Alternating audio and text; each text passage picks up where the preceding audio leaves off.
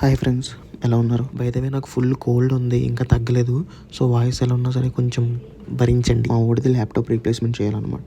But వాళ్ళ laptop ఏమో చెన్నైకి ట్యాగ్ అయ్యి ఉంది. సో మనం చెన్నై అట్టుకెళ్ళి ఇవ్వలేంగా.